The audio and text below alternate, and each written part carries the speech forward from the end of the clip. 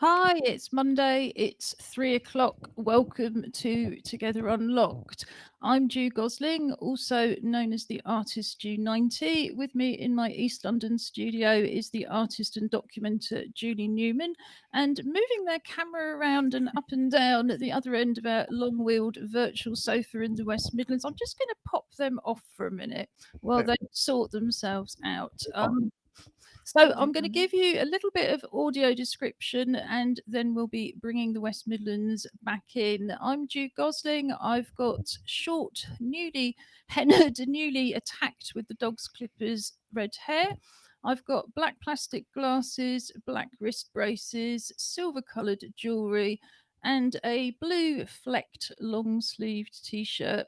Behind us, we have the Together 2012 banner. Together 2012 has been running since 2012, but as a separate organisation since 2013. We're led by disabled artists based in the East London borough of Newham, which was the main London 2012 host borough.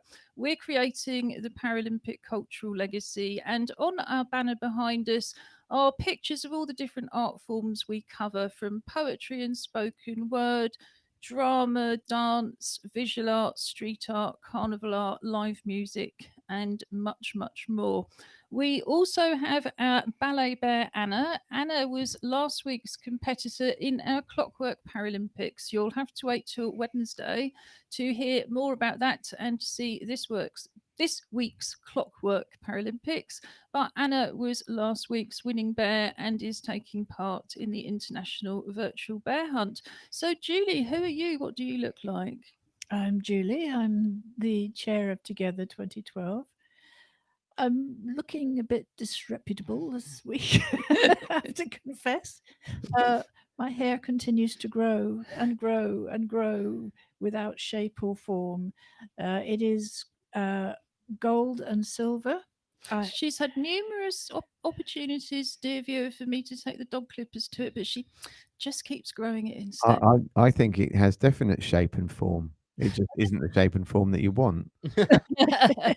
I think that's possibly correct. I have tremendous sympathy for Josh. Well, let's just finish with this fashion description before we go over to the West Midlands, where we will not be taking fashion tips. I have dark rimmed glasses. I'm currently wearing a sort of khaki sweatshirt. And that's it, really. That's me. So you're doing a David Hamilton. Who's David Hamilton? David, Now you've left us more baffled. So I'm going to come back to that one. But our West Midlands presenters who will now introduce themselves and do some audio description. yeah. So I'll start. Yes. Hi, I'm Robin Surgeonator. I am director at Together 2012, and yeah, the camera the on is just very strange. Our preview shot looks nothing like the live one, so sorry, and I'll have to move it again very slightly in a minute. So yes, I am up here at the other end of the very long sofa which we possess. Loads of room for guests is what I say. We can have guests in Leicester, we can have guests in Milton Keynes, even North London, dare I say it. Scotland, Wales, and the world, which I believe we've started doing. But before I continue to interrupt, what do you look like? So today I am looking. I have very clean, white, styled hair with my boy band look. Honestly, Mm. um, although the the glasses spoil the image. Obviously, I'm very clean shaven today, although slightly red in the face. And I am wearing a black long sleeved hoodie. And if I do move the camera, I have a logo on it, which is like it looks like an anthisan, the A that you put in at when you write email addresses, but it's a stylized logo for Angry Fish Training. And that's one of your And companies. that is, yes, that's one of my many attempts at making money. Oh, you know what they always say about artists? Those 10 freelance jobs really, really help. So, Josh, who are you? What do you look like? Well, I'm Josh Surgeonator. I'm also one of the hosts of Together Unlocked, and I am a PhD student and becoming more and more artistic as the days tick by, I think, much to Ju's happiness. I think that she's it's only taken her 20 years, but she's finally got me to embrace my artistic side. I have equally unshaped hair as Julie. We're together in growing a mop, I think is probably the best description of our hair. But mine is blonde. I have a trimmed Sorry, people think it's ginger. the beard's ginger, the hair is blonde. And I am wearing a kind of metallic silvery grey sweatshirt. And then on the left shoulder, kind of diagonally, it says TYR, which is TIA, which is a swimming company. My hair's blonde as well. Or used to be. Yes, we're very much the different ages of lockdown. We have the shielding students, we have the middle-aged people deluded that we're still cool, isn't that right, Robin? And we have cat. wisdom. And a cat. Yes, and we've just been joined by one of the Together Tabbies. If you're interested in the animals that wander in and out of our programme absolutely at will, then on our main Together TV Unlocked menu on our website, you will find different pull-down menus, and one of them is about Together's animal hosts. This tabby is called Jinx. She's one of two tabbies living here at the moment, and there's two more tabbies at your house. But I wanted to pick you up on what you were saying, Josh, because it's a very good link to our next bit. I spent 18 months doing a residency as an artist at the National Institute of Medical Research in 2007, 2008. And that's what's now become the Francis Crick Institute, so the leading national institute. One of the conclusions I came to, apart from inventing the scientific model of disability, which we're not going to discuss at the moment, was that artists and scientists actually have loads in common, and much more so than artists and all sorts of other people in terms of professions. And I think it's because the imagination is just as important in science. You've got to be able to envisage life as being different before you can invent anything. And the other thing that it really takes is an awful lot of commitment. You know, you've got to be committed to that project through thick and thin, through all sorts of kind of obstacles, and through the very long term. So it actually takes very similar personalities. And the other thing that I found at the National Institute of Medical Research is, in order to illustrate their work, many of the scientists I was working with were actually better at things like Photoshop and animations and a whole range of creative software. So hopefully one of the things we're doing with this show is shattering some of those illusions that you've got to be one thing or the other. I know when I was at school, you actually sat in a different side of the porter cabin at lunchtime according to whether you were doing arts or science. But actually, I think we could have had very different little groups with more interesting results for And I everybody. think, Yeah, I was going to kind of follow on from what you were saying in terms of there is a lot of artistry in science, whether that's kind of being able to create doing the science, but also in kind of the communicating of it to people in terms of making really complicated, kind of slightly boring data accessible takes kind of that artistic design. But everyone always talks about STEM as kind of science, technology, engineering, and maths. But they've now moved to calling it STEAM. So it adds in an A for art or the arts or artistic. I'm not entirely sure what it is. And that was because they recognize the importance of the arts in science and engineering. One in terms of building stuff, but also, like you said, the inventiveness. If you walk into Mission Control in NASA and say who got into science because of Star Wars or Star Trek, everyone will put their hand up. And so yeah, there is definitely a lot more art in science than people realize, and science in art as well, I guess. Yeah, and absolutely. So we encourage anyone who thinks they're a scientist to take up a little bit of art as well. As you can see, we're using cyber to draw in the scientists and reprogram them as artists, but that's just the kind of organisation we are. So on a Monday, one of our regular features is Update, and there's been so many changes over the last week that we decided to make it a little bit longer. So we're going to be talking about some of these issues till 3:30.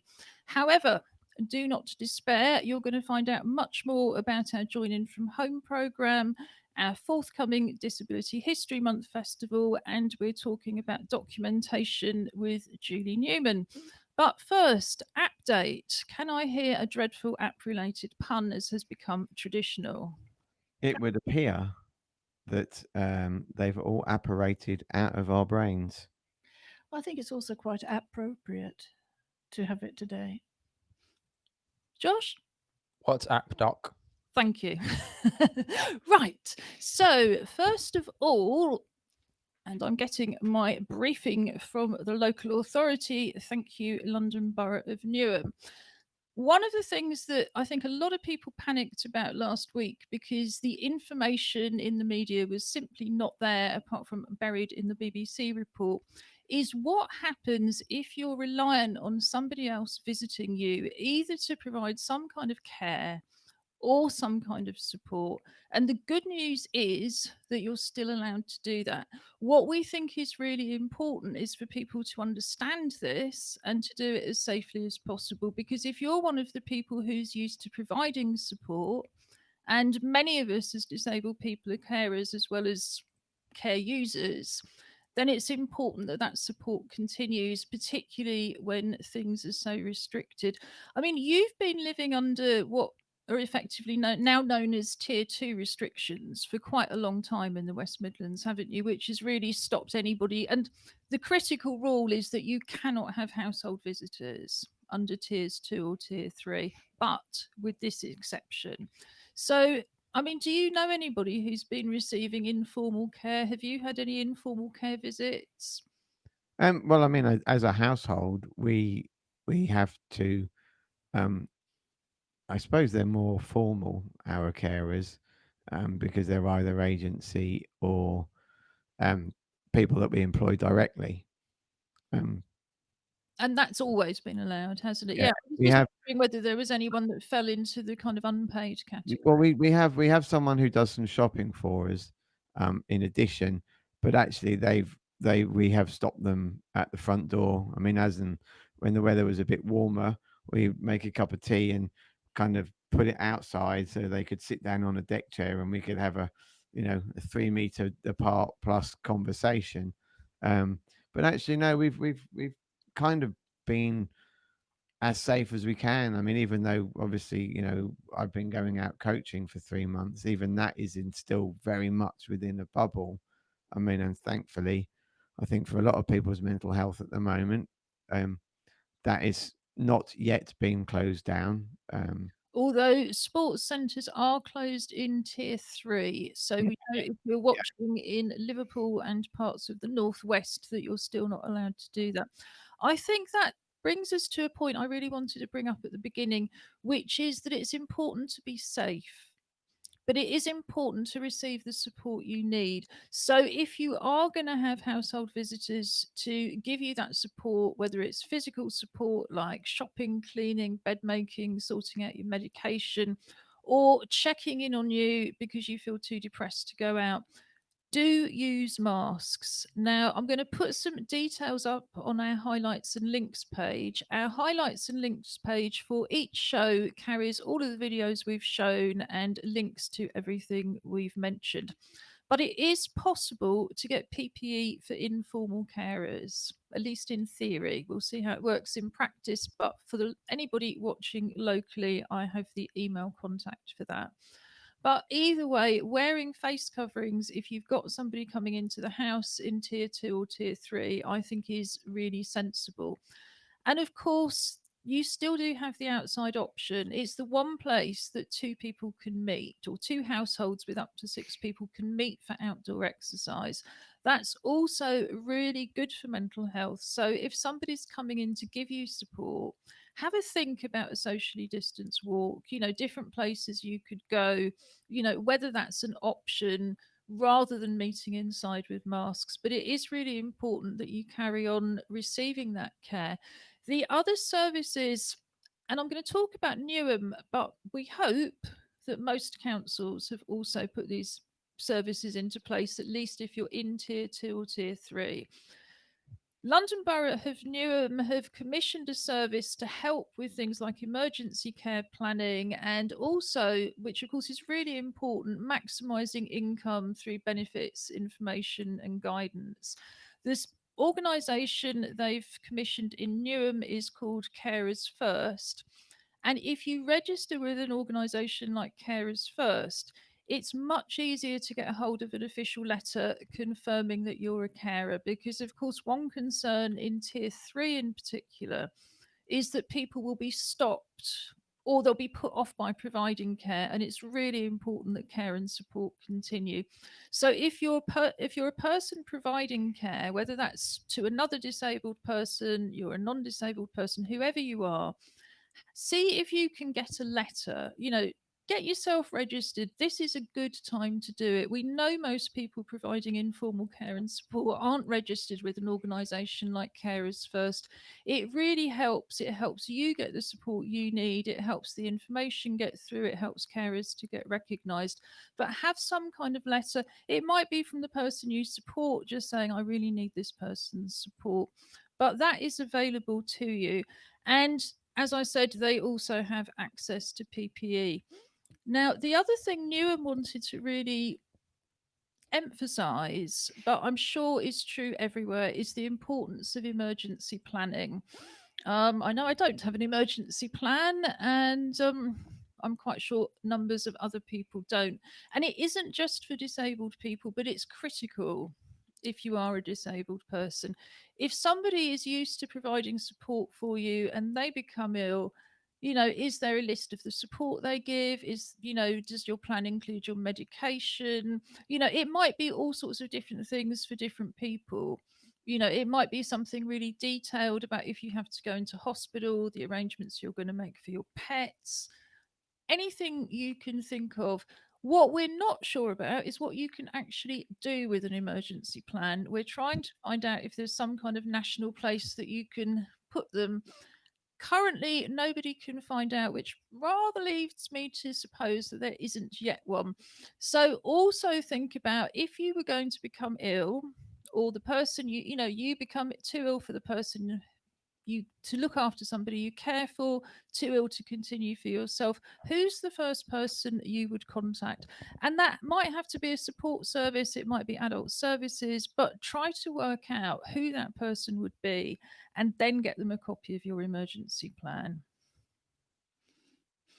Who wants to add something? Can I just I mean, is it all right? Forgive me, Robin, if I ask a question about what Ju's just read out. I'm concerned about this Carers First. If somebody signs up for it, does that mean the council has access to them, or is it an informal relationship? Right, I couldn't tell you that, but I think it's much more important that carers are registered, but obviously data protection applies. Right. So, it could be that, and again, it's going to be different in different local authorities, whether local authorities commission organisations to send out information on their behalf, whether they ask to share data. I really couldn't tell you, but I do think it's important. Like I say, in this day and age, you can always deregister in a couple of years' time. But at present, I think it's those sort of emergency, really, to me, kind of. I'm not somebody who likes to share my data, shall we say, but I think in these circumstances, it's really Right. important.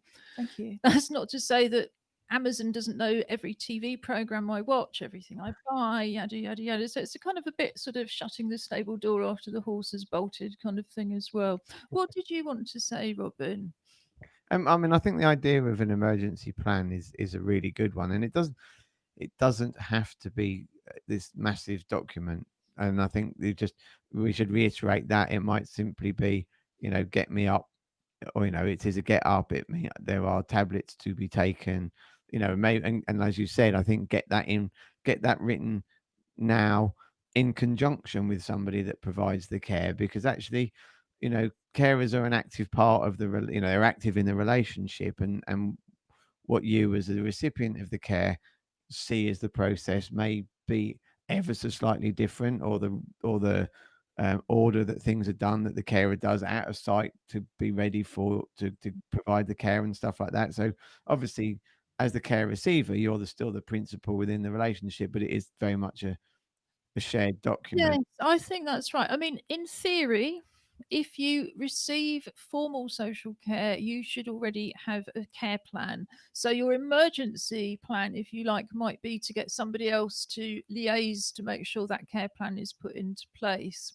But you might never have written down that, well, there are weeks where things get really bad. I can't get up. I stop eating because I lose my appetite, and my friend comes round and they do blah, blah, blah. And that could be your emergency care plan. So in Birmingham, we have I mean, I'm assuming it's still there. Is something called the CERS, the Carers Emergency Response Service, I think it stands for. And they came and they did these massive kind of profile things with us that exist within them, but actually getting anything from them is very different. I think the one time that something had happened and we potentially needed somebody, it's like, oh no, we can't do that. Okay, what are you here for?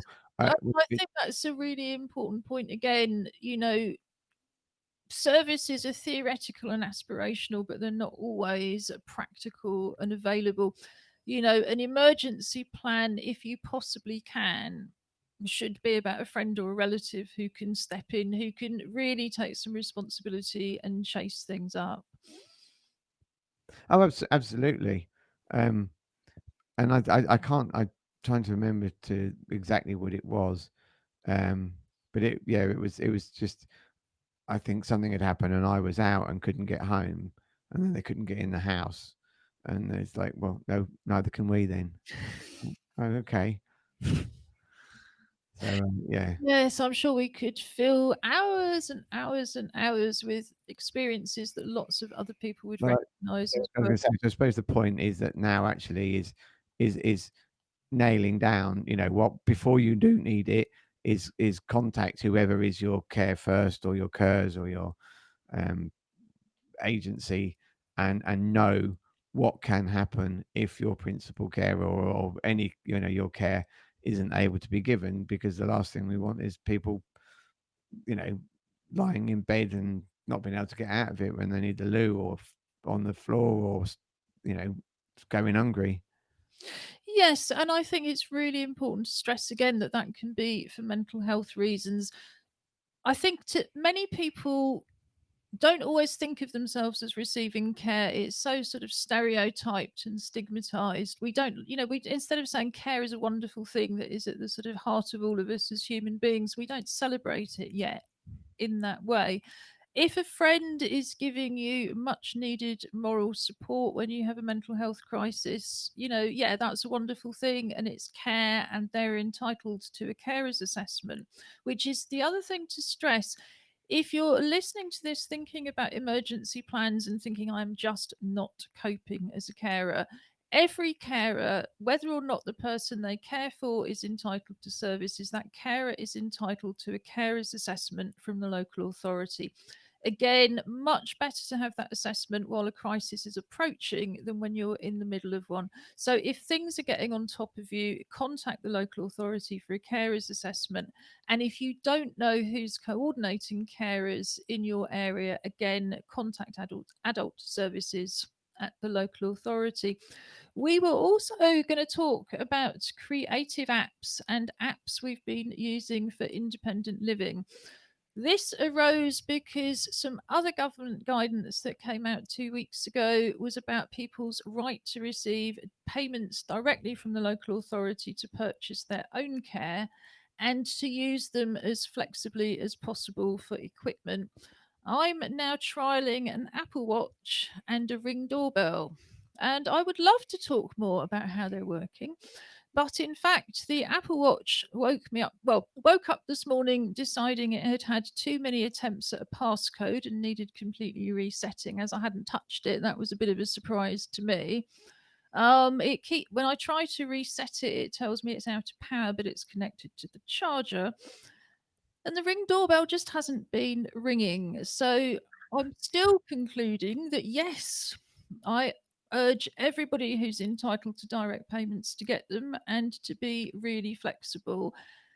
some of the things that we found that have at least helped have been things like air purifiers, because we haven't got anybody to clean, dust busters because they're much easier to pick up than a Hoover, easy reaches in every room. There's things that really can help when somebody else isn't present. But so far, the Apple Watch, which is supposed to be my cognitive reminders, it's not reminding me how I can reset it. And it's certainly not explaining to me as somebody with cognitive problems, what the hell has gone wrong. And as for the Ring doorbell, when there's somebody out, it shows me lots of photos of people passing by. But when I try to get it to go live at a critical moment when somebody's there, it can't. So not doing a grand job as a PA as yet. Is anybody else finding anything more positive with independent living apps, or shall we have a quick chat about something more creative? I think you quite like your Apple Watch, don't you? Well, yeah, I mean, I love You an Apple didn't buy Watch. it but that was a birthday present because you're a sports person. Yeah. And I think absolutely, I'm a great believer that domestic technology repurposed for disabled people is going to be better than the kind of overinflated technology that's aimed directly at us. But I'm sure it makes a much better kind of hideously expensive sports watch than it does a social care substitute. Yeah, I mean, the only social care it does, it reminds me every so often if I've sat still too long, it says, now you should go and roll around for 5 minutes, and it does recognise I'm a wheelchair user, and it tells me to roll around and not walk around, which is quite cool. Well, I had personalised it, although apparently now I have to reset it. All of that data will be lost. But it seems to think that I'm walking kilometres and kilometres around the house. This is when it was working, and I'm not. I think it can't actually cope with the fact that some people shuffle. So it's estimating my stride at something quite extraordinary. But it was fun to look at. I thought, oh, I didn't know I was that active, and I thought, really, Ju, you're not.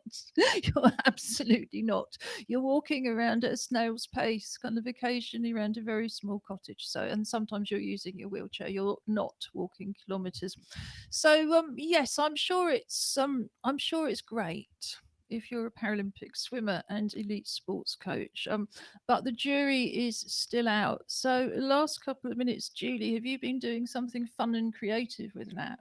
Yeah, I've been using Outrage and really enjoying it.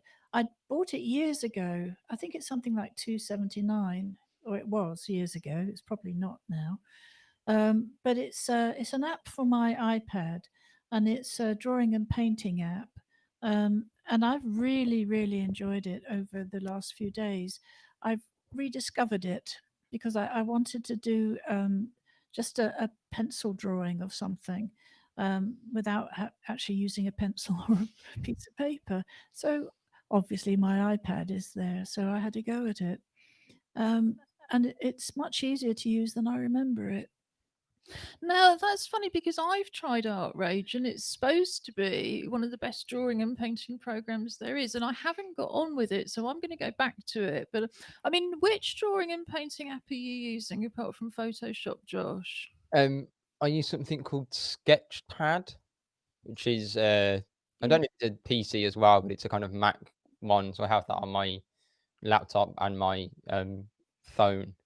So that's kind of that's the other one that I'm using, which is I think $3, so considerably cheaper than a Photoshop package is. And because I'm a student, I can get it really cheap. Photoshop, that is. But yeah, no, I've been using Sketchpad, and it's great. It's got kind of it's a fairly simple design, and you can kind of set up symmetry, and it's got kind of rulers, and if you want to draw circles, you can just kind of drag to the appropriate size you want, put it wherever, like put it where you want to draw, and then wherever you then put right on the screen, it will do the circle kind of the outline of where you've put that circle. So you know, if you are trying to draw things, you don't then have to put your finger in the way of your circle to see where you go, and you can put it off somewhere else. I think I'll leave it there, Josh, because you've probably lost everybody as well. Possibly not as much as you've lost me, but what I'm going to suggest is both you and Julie do some screen recording and then a bit of a voiceover for next week, because I think Artrage is fantastic. I'm just not very good at using it. Photoshop is a great program, particularly Elements, which is the cheap version, supposedly, comparatively the cheaper version. It's fantastic if you are doing a lot of photography, or photography is a big part of your visual arts practice. So I will just leave this spot here by reminding you that the Arts Council has project funds open, and as we've discussed before, something like Photoshop in the context of something you're creating is eligible for grant funding. So if there's expensive pieces of software and pieces of kit, the way I've always found it is that if it's cheaper to buy something than to rent something, then that's eligible as part of the project grant funding. So don't dismiss Photoshop. Think of it as part of a project. If you need it for something, then maybe that project can get funded. But next, what we'll do is put on a short video that will tell you more about our web-based Join In From Home program, of which this live stream is just a little part. Together 2012 is running a Join In From Home program from our website, together2012.org.uk. Click on the link at the top of the page, Join In From Home, to go straight to the main page, where you have a wide range of accessible, inclusive creative activities, mostly using things that you would already have at home. At the top of the page and throughout the pages, you will also see videos in British Sign Language to translate the site for deaf people. These videos can also be useful if you have difficulties reading and you simply want to hear more of the content. The Join In From Home programme is based on the activities that we would usually be running in East London. Dance Club usually meets on the fourth Monday of each month, and they create improvised masked dance for the screen. Here you can also see their very first film, where they simply made masks from paper plates, covered themselves with fabric, and just moved gently to the music. You can hear as well, there's a improvised soundtrack.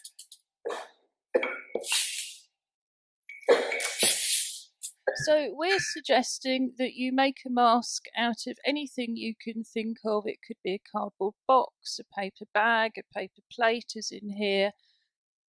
Video yourself dancing in it and then share the video with us. We will show it on screen, and we will also enter it into the dance programme of our film festival, which we run every December. If you're temporarily or permanently chair-based, there's also a warm-up you can do here, created by our associate wheelchair dance company Folk in Motion, and that focuses on relaxing your upper body and improving your breathing. The Photographers and Filmmakers Club usually meets on the second Monday of each month. We're inviting you to make a video at home with the theme of home and share it with us. You can use a phone or a camera, make any kind of film you wish, including drama, documentary, dance, animation, artist films, comedy, and they'll be eligible for a CAT award at our December Film Festival.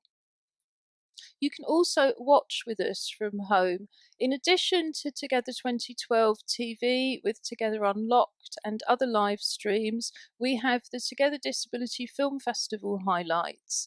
Each year we run the International Together Disability Film Festival in Stratford, bringing together a wide range of films by disabled filmmakers, as well as films about disability issues and disabled people. We always publish the programmes online with links to the films that are freely available, so we invite you to revisit our recent film festivals from the comfort of your own home, and also to send us reviews of those films.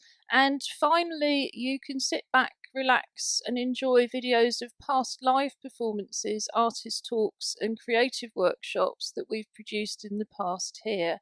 So, for example, from past festivals, we have documentation and films of creative dance workshops, street art performances, dances that the dance club have created, dance performances, and of course we're continuing to add new activities on a regular basis. Great. And I should say, before I go any further, that our film festival is still open for entries, but only till the end of the month. And this year it's going to be different in two ways. Number one, it's going to be wholly digital. It's always been partly digital. But number two, it's not just going to be restricted to films from the last 18 months. If you made a film, I should say first, any film about disability or any film by a disabled filmmaker. Those are the criteria. You can find more information on our website, www.together2012.org.uk, and I'm just putting that up at the bottom of the screen now. We are welcoming any entries, however old. So it might be films that have been made since 2012, but for whatever reason weren't submitted, or it may be even older films. We're also going to be inviting some of the filmmakers from past film festivals to rescreen selected movies, because for obvious reasons, many people have had their films stopped halfway through and have not been able to restart them. So the films that we're getting in that are new are unsurprisingly made by single filmmakers or were finished previously. I think it's going to be great, actually. We launched our CAT Awards for the first time last year, and we're going to be giving retrospective CAT Awards to the filmmakers from all of the past festivals. So it's going to be a really outstanding festival, and we're also going to have a program of those retrospective winners and also last year's winners, because of course they all were shown in different programs, so the programming is going to be different too. The main festival programme is now up on our website, and I'm going to put a film on next from our associate drama company, Act Up Newham. They're going to be reporting between now and their performance in November about how their production, I Am Tony, is coming along. And if you remember that from anybody watching regularly, that's a film they're making with collaborators in Chile.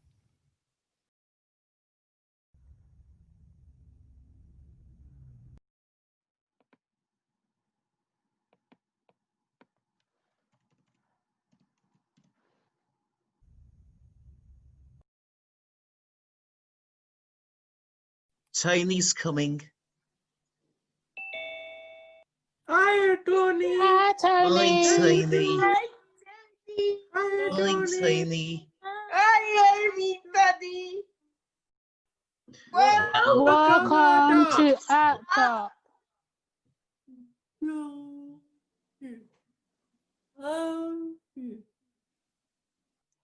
Oh, well, I mean, I've been struggling during lockdown, and it's been quite hard, but I'm starting to go through it. You know, I'm getting back to work, start working with young people. Hey, Tony, you today is so of our next film. And we are going to ask you some questions so you can introduce to everyone.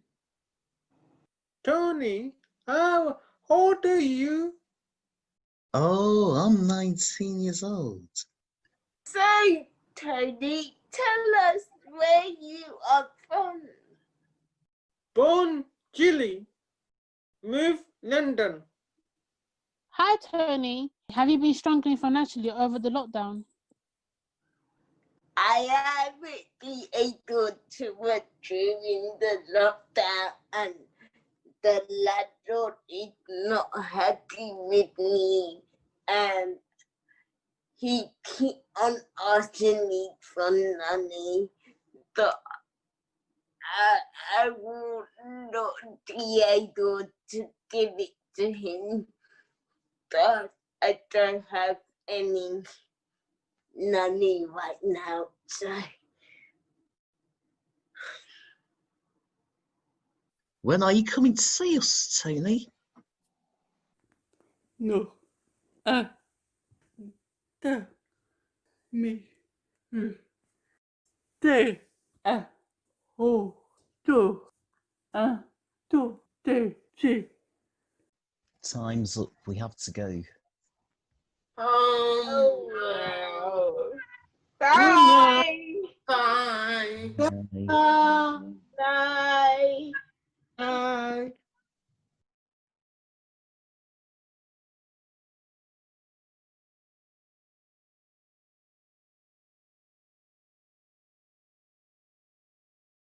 Well, I have to say that looks incredibly interesting. What did you think, Julie? It's a breath of fresh air. I really love ACT UP's work, and the creativity just blows me away every time I see something new. Yes, I mean, they've got all sorts of very interesting exercises and techniques they use to devise the work. And I think that's, without knowing much about it, I think that's also one of them where people are creating, literally creating the character by drawing the character and painting the character and asking the character questions and giving it answers. I was actually very impressed by Stera Plurger, who usually signs, but also people don't realise is fluent in English and Dutch, because Stera only arrived in the UK as a teenager, so she was already fluent in spoken and English and Dutch. But it's just easier for her to communicate in sign. But I think people often look at people with learning difficulties and don't realise just how able they are in many different ways. But yes, I thought it was very funny and entertaining. What did you think, guys? It's always really engaging. I mean, how they do it. And I was going to mention myself that it's really nice to hear Stera's voice, because you don't usually, and so therefore there is that impression that maybe she doesn't speak. And I just the interplay is very good. And it's accessible to everybody as well. There's nobody who's watching that or listening when we get to descriptive side of it, that it isn't accessible to. Yes, and it's something, of course, that because everybody in the company has got their own access needs. I mean, we're so proud of them as an associate drama company. We have our next profile of an artist from the company coming up for Black History Month on Wednesday. I'm not 100% sure who that is. I think it might be Pritesh Patel. But one of the things that I was saying to Hannah Facey, as the company coordinator who does so much work to produce this for us, is and then I've forgotten it again. Well, just while you remember, I was going to say I was talking this morning with the people who are involved with Commonwealth Games and the cultural affairs that will go on with that, and they know of ACT UP, so that and they're mainstream arts producers in Birmingham. Brilliant. And I said, oh, we work with ACT UP, and he's like, yep, know them, that's kind of cool, really. Yes, and I've remembered what I was going to say, I hope, which was that one of the things that the profiles have given us is that opportunity to see them on stage. And however creative and wonderful the Zoom productions have been every week since lockdown, seeing what they can do on stage, I think, takes it up to a whole new level. And I'm sure long before there's a live audience, they will be back in the same space, socially distanced and rehearsing, but it's going to be a very long winter before then. I mean, Julie, you're the documentation specialist. What's your take on the way they've documented work? I'm quite interested in that last piece because there's a gestalt to it. And I've never, ever associated gestalt to production. And could you just explain what you mean by gestalt? Well, it's where you. How can I explain it? I don't know, because I don't know what it means. Well, it only just occurred to me as I was watching it. Gestalt as a form of therapy is where you separate yourself out and you speak to yourself. So you can use two chairs, for example.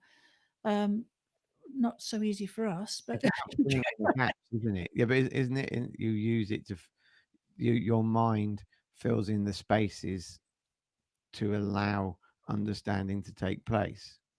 You could say that. I mean, I'm talking about really the practicality of it. It's about putting yourself in two different positions and having an interaction between those two positions and yourself in those two positions. So, say for example, I was jolly cross at I don't know. We could say a politician. This is just completely off the top of my head. But if if I take the place of the politician and respond to the questions and the criticisms that I have, I may well have a greater understanding of that politician's perspective.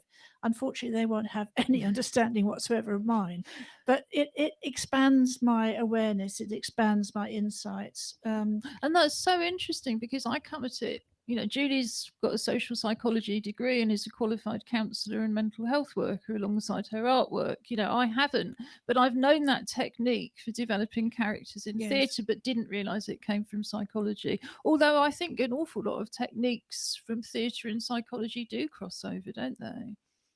Well, they certainly do. I mean, if I look back on some of the exercises, because a large part of my degree was actually doing experiments. So it was science-based as well as arts-based. If I look at some of the experiments that we did in relation to interactions and so on and so forth, I see the same sort of experiments or the same basis for the exercises in a lot of dramatic workshops. I documented for Grey Eye on one of their courses at the London Metropolitan University for about 3 or 4 months. So I was in there practically every day, and I was in a wonderful position. Yeah, it was the greatest thing that could have happened to me in terms of my understanding of the arts. I saw the exercises. I was able to not participate, but sit on the edge of all of their learning. And Liz Carr was one of the students at the time. She came out of it, as a tremendous performer. She was a good performer before she went in, because I've known Liz for some years. But to be able to see how individual artists develop using exercises is really exciting and really interesting. I was just going to say the ring doorbell is telling me there's somebody at the door. About 4 minutes after the assistance dogs started shouting. What it doesn't allow me to do live on air is actually tell the person to just follow the instructions on the gate, which seem to be so impossible, and just leave the package by the bin. This is one of the reasons we use this kind of microphone, because between street noise, sirens, helicopters, dogs and delivery people, you really wouldn't want to be hearing the rest of the environment. But yes, sorry, Julie, I just wanted to explain why this strange noise had started, but also to go back to it. Indeed. But one of the things I think is really important, and which I try to stress every time I have an opportunity to talk about documentation, is the process by which somebody gets to an end place, or even a place halfway down the road. It doesn't happen by magic. Maybe it does, but in the main, it doesn't for the rest of us mortals. And I think one of the things which is so liberating in relation to disability arts is that on the main, that process is an open one. But what we're missing, and I don't want us to miss the opportunities, particularly during this year, is the opportunity to document that, and then to use that and share that with other people. I know a lot of arts grants do require documentation, and sometimes people remember and sometimes they don't. And when they remember, they tend to put in a couple of snapshots. But I don't think the British are very good at documentation. I remember having a grant which I'd put in something really minor, like 200 quid for videotapes. This was a long time ago, for documentation, because Julie was doing it for nothing. And I had a message to say I didn't have to use the money for documentation. And yet my very first international gig, which was at Kiasma Museum in Finland in 99, it was videoed, it was audio recorded, it was this, it was that. And wherever I've been in Europe, documentation has been absolutely standard. So have much longer workshops, so you're used to doing something like 45 minutes here, and you discover it's 5 hours as soon as you cross the channel. So they do take their culture a lot more seriously. The other thing I just wanted to pick up before we come towards the end of the show and relax with Awa, very kind of appropriately, I think, this Monday, was the way that artists can also use psychotherapy learning to, if you like, protect themselves. I think it's very difficult at the moment when the only visitors we can have if we're in half the country can only have visitors if we're in a bubble which is something else we should talk about another program, or definitely need support on an ongoing basis. But the creative process can be quite a dangerous one emotionally. John O'Donoghue, who I've known for many years, kind of was very open about the fact that when he'd finished his memoir, he had the first breakdown that he'd had in decades. And I think it's a really difficult time. So if you're working on characterization, and particularly things like autobiography, then I would also say, as part of the documentation, be aware of the process. And if the process is becoming dangerous, then just draw back a little bit, have a pause, then think about how you can do it more safely, how you can get some support. Maybe it's just not the project to be doing at the moment, but it is really important, I think. Yeah, Nodding for anybody who needs audio description. I mean, I think it's true though. When you particularly, if you're being very introspective, and examining your own thoughts as ways of developing characters, or scenarios, or even just simply poetry, you are in danger of unearthing things that you've hidden away in, compartmentalized inside the big storage cabinet in your skull. I did a project at the end of last year with, I can't believe his name's gone out of my head. Oh, Alan, our friend, writer. Come on, Sutherland. Sorry, Alan. Called Electric Bodies. I don't know if you have seen it yet, but he released a book, which is a series of biographies written as poems, having interviewed various people, including myself, Matt Fraser, Catherine Arignello, off the top of my head. And that's really, really interesting how I was able to talk about things, some of which are quite painful, but almost in a third person perspective, because you're talking to somebody and a microphone, and then how it's come back is really cool. So actually, if you haven't got it, Electric Bodies by Alan Sutherland is a pretty fine piece of work. And we're very much hoping to have Alan not only as a guest on the show, but also as a guest during our festival at the Survivors Lockdown Lounge special. We'll tell you more about that on Wednesday, when it's all things pop-up poetry. We also have our Clockwork Paralympics to see whose teddy bear of the new teddy bear competitors will be victorious this week. We have Josh with his sports and gaming reports, and much, much more. In the meantime, we're going to finish, as has become customary on a Monday, with Relax with Arwa. Arwa, you will have seen on the Act Up Newham video. She's a young disabled artist who's recently set up her own yoga channel. And we're going to do the last few minutes of her yoga from Saturday, which is relaxation.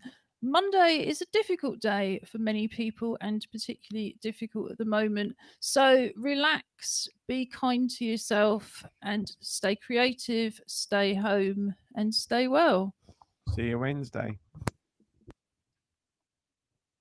Did you want to say any goodbye, Julie? It'd be yeah. I was desperately trying to remember what the theme was for this week's poetry, but I will put it up on the highlights page. Yes, if you'd like to join in with the Pop-Up Poetry Club on Wednesday morning, we will indeed pop that up on the highlights and links page. The recording of this show should be up by 7. The captions take a little bit longer to process, and all of the information and videos we've shown and the links will be on that page as well. So first, we are going to take a deep in and out. In and out. Now, I want you to imagine that you're in your favorite place, just by yourself. And you're front of a sea. Now the water is a yellow water, a peaceful water. And you are relaxed, you are calm, and you got your worries in one hand, worries, and you just throw them into the ocean. So as you're throwing them, you're watching them landing into the ocean. And you are calm, you are relaxed, you are so relaxed that you decide to go for a walk. So you're going for a walk, just you by yourself. No one is around you. You're going for a walk. Then you stop. You stop. And you see something very familiar to you, but you don't know what it is. Oh, yes! It's the special tower. It's the special tower. So you pick it up, it in your hand, and it already knows your name, it knows your age, where you live, it knows everything about you. So it's in your hand. So you take it for a walk around the island.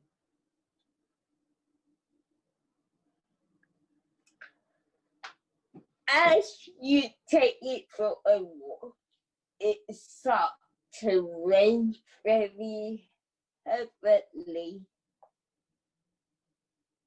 But it's not cold water, it's hot water. Like a waterfall. So you're standing there with the special towel in one hand, and the water is coming down on you, and you're feeling relaxed, calm, and you just stand there in the middle of the rainforest with the water coming down. You don't want this to end. It really special to you. This world, I know that it's in your head, that it's your calming world.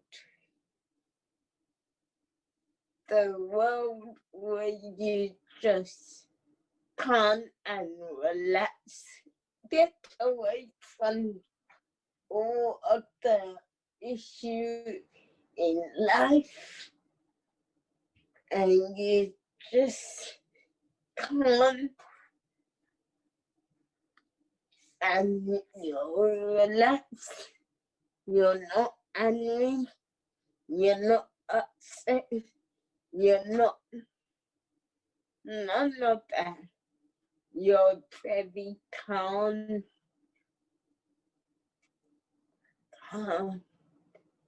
ton